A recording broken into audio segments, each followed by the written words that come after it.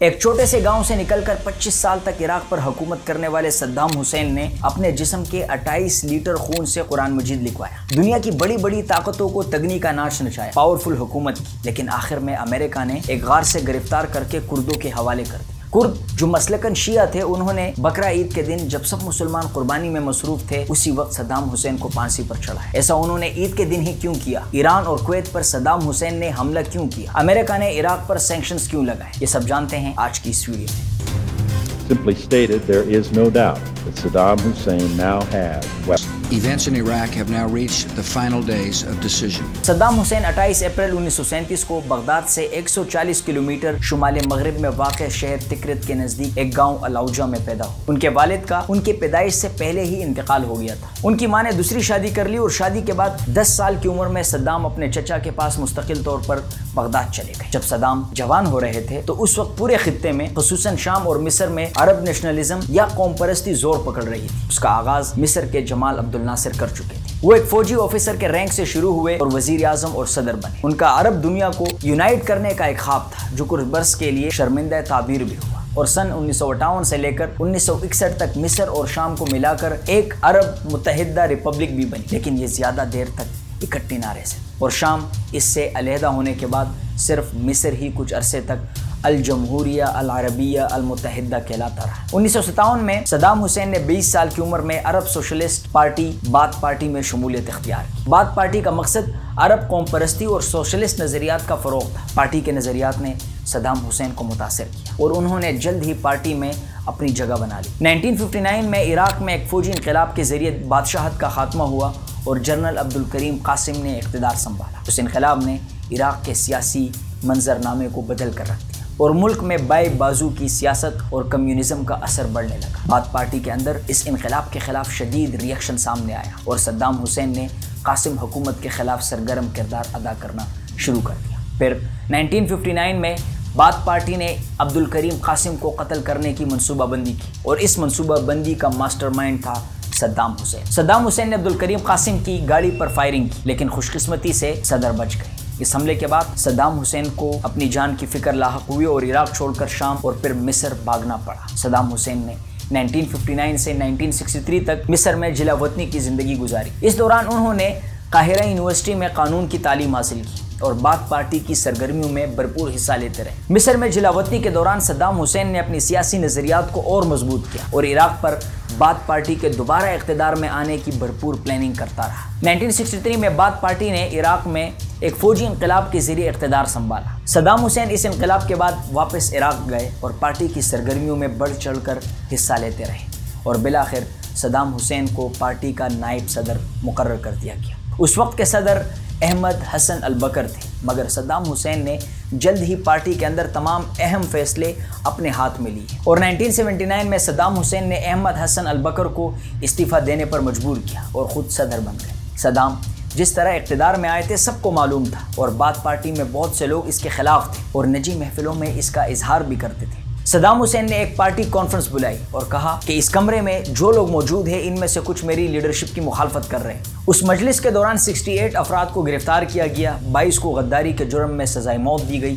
اور 1 اگست تک bath party کے سینکڑوں اعلیٰ عہدیداران کو موت کے گھاٹ اتار دیا گیا۔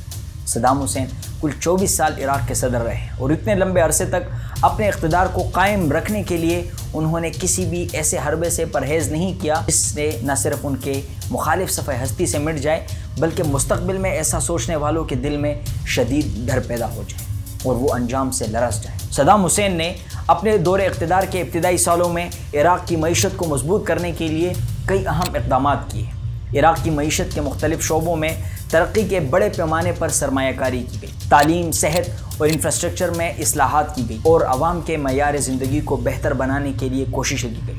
اس دوران عراق نے بڑے ڈیمز، سڑکیں اور دیگر بنیادی ڈھانچے کے منصوبے شروع کیے۔ یہ اقدامات عراق کو خطے کے ایک اہم طاقت بنانے کے لیے کیے گئے تھے۔ صدام حسین کے اقتدار کے دوران سب سے بڑا خارجی چیلنج ایران کے ساتھ جنگ تھی جو 1980 میں شروع ہوئی اور 8 سال تک جاری رہی۔ اس جنگ کا آغاز عراق کی جانب سے ایران پر حملے سے ہوا جس کا مقصد ایران کی نئی اسلامی حکومت کو کمزور کرنا تھا اور خطے میں عراق کی بالادستی قائم کرنا تھا۔ ایرانی انقلاب کے بعد صدام حسین کو ڈر تھا کہ کہیں اس کی لہر عراق میں بھی نہ آ جائے، کیونکہ عراق میں شیعہ برادری کی اکثریت تھی۔ ایران کے ساتھ جنگ صرف صدام حسین کا فیصلہ نہیں تھا، امریکہ اور مغربی ممالک کی ایران کے انقلاب سے پہلے ہی پلاننگ تھی کہ انقلاب کو آنے سے پہلے ہی روک دیا جائے، اس لیے انہوں نے شہنشاہ ایران کو استعمال کیا۔ جب وہ روک نہ سکے تو شاید دوسرے سٹیج پر انہوں نے اس کو کسی اور سمت بیچنے کی کوشش کی۔ ایران کے اندر اسلامی گروہوں میں پھوٹ ڈالنے کی کوشش کی گئی۔ انقلاب کے فوراً بعد کوئی بھی ملک وینٹیلیٹر پر ہوتا ہے، ان کا خیال تھا کہ ایران کی فوج ختم ہو چکی ہے، اقتصادی طور پر اس کا برا حال ہے۔ مغرب نے، امریکہ نے اور عربوں نے بھی صدام کو اس عرب اور عجم مسئلے پر سپورٹ کیا۔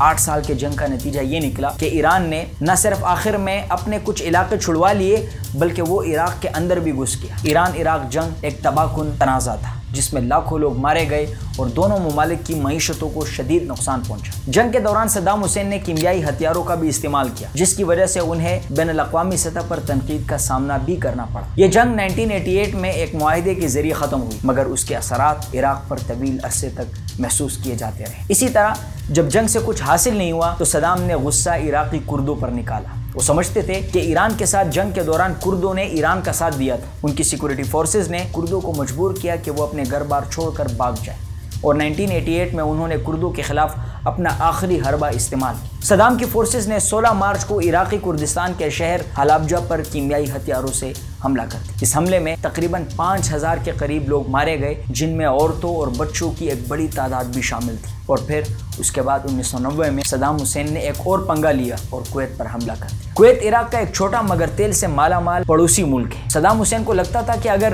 کویت پر قبضہ کر لیا جائے تو اس سے ہماری طاقت اور بڑھ جائے گی، ہم دنیا کو تیل سپلائی کریں گے اور پھر پیسہ ہی پیسہ ہوگا۔ اس لیے 2 اگست 1990 کو عراقی افواج نے کویت پر قبضہ کر لیا۔ 2 اگست سن 1990 کی صبح تقریباً 1 لاکھ عراقی فوج ٹینکوں، ہیلی کاپٹروں اور ٹرکوں کے ساتھ کویت کی سرحد میں داخل ہوئی۔ اس وقت عراق کی فوج دنیا کی 4تھی سب سے بڑی فوج تھی۔ محض 1 گھنٹے میں ہی کویت سٹی پہنچ گئے اور دوپہر تک عراقی ٹینکوں نے کویت کے شاہی محل دسمان محل کو محاصرے میں لیا۔ اس وقت تک کویت کا امیر سعودی عرب فرار ہو گیا۔ انہوں نے اپنے سوتیلے بھائی شیخ فہد الاحمد الصباح کو اپنی جگہ چھوڑا تھا۔ عراقی فوج نے شیخ کو دیکھتے ہی گولی مار دی۔ 7 گھنٹوں کے اندر پورے کویت پر عراقی فوج کا قبضہ ہو گیا۔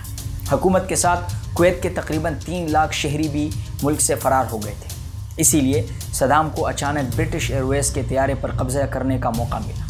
ہوا یوں کہ جیسے ہی کویت پر حملہ شروع ہوا، لندن سے دہلی جانے والی برٹش ایئر ویز کی پرواز اس حملے سے بے خبر ایندھن کے لیے کویت کے ہوائی اڈے پر اتری۔ مغربی انٹیلیجنس اداروں نے اندازہ لگایا تھا کہ عراق نے کویت پر حملہ کیا ہے، لیکن کسی نے طیارے کو الرٹ کرنے کی ضرورت محسوس نہیں کی۔ جیسے ہی طیارہ کویت میں اترا، تمام فلائٹ کے عملے اور مسافروں کو قید کر لیا گیا۔ حملے کے چند گھنٹوں کے اندر ہی صدر جارج بش نے عراق پر اقتصادی پابندیاں عائد کر دی۔ امریکی بینکوں میں جمع عراقی رقم کو ضبط کر لیا گیا۔ اقوام متحدہ کی سلامتی کونسل نے عراق پر مکمل اقتصادی اور تجارتی پابندیاں لگا دی۔ ترکی اور سعودی عرب سے گزرنے والی عراق کی تیل کی پائپ لائن کو کاٹ دیا گیا۔ صدر بش نے 16 جنوری 1991 کو عراق پر فضائی حملے کا حکم دیا۔ یہی نہیں، پورے عراق میں زبردست تباہی مچائی گئی۔ 4 ہفتوں میں عراق کے 4 نیوکلیئر ریسرچ پلانٹس کا نام و نشان مٹ گیا۔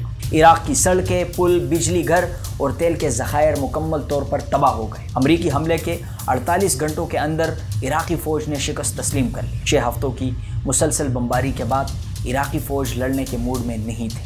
حملے کے دوسرے دن کے اختتام تک 2 لاکھ عراقی فوجی قیدی بنائے جا چکے تھے اور 370 عراقی ٹینک تباہ ہو چکے تھے۔ 26 فروری کو کویت میں ایک بھی عراقی فوجی نہیں بچا تھا۔ اسے یا تو جنگی قیدی بنا لیا گیا تھا یا پھر عراق واپس ہو گیا تھا۔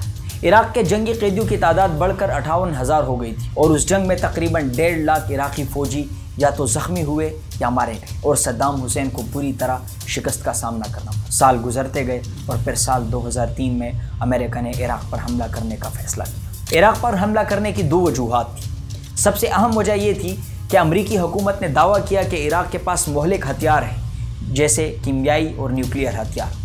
اس دعوے کی بنیاد پر یہ کہا گیا کہ ہتھیار عالمی امن کے لیے خطرہ بن سکتے ہیں۔ دوسری وجہ 9/11 کا حملہ تھا۔ اس حملے کے بعد امریکہ نے دنیا بھر میں دہشت گردی کے خلاف جنگ کا آغاز کیا اور صدام حسین کی حکومت کو ممکنہ طور پر ایک خطرہ سمجھا جانے لگا کہ یہ ہمارے لیے کل کو مزید مشکل کڑی کر سکتے ہیں۔ اس لیے 20 مارچ 2003 کو امریکہ اتحادیوں نے ساتھ مل کر عراق پر حملہ کر دیا۔ ابتدائی طور پر فضائی بمباری کی گئی تاکہ عراقی فوج کو کمزور کیا جا سکے۔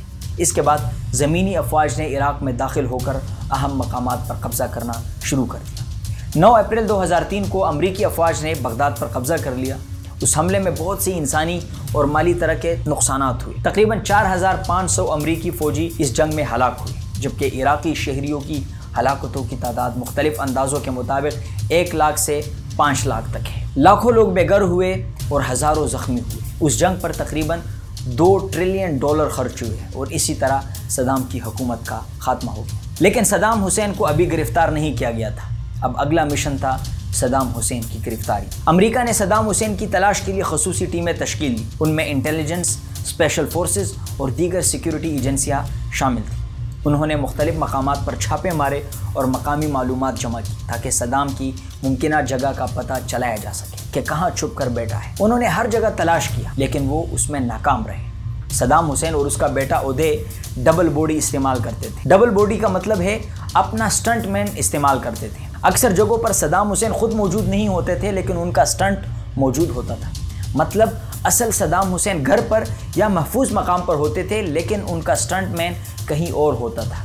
یہ سب اس لیے کرتے تھے کہ ہر جگہ انہیں خطرہ رہتا تھا کہ کہیں پر بھی ان پر حملہ ہو سکتا ہے اور ان کی جان جا سکتی ہے۔ جب صدام حسین کو گرفتار کر لیا، ڈبل باڈی کی خدشے کی وجہ سے انہیں ہسپتال لے جایا گیا۔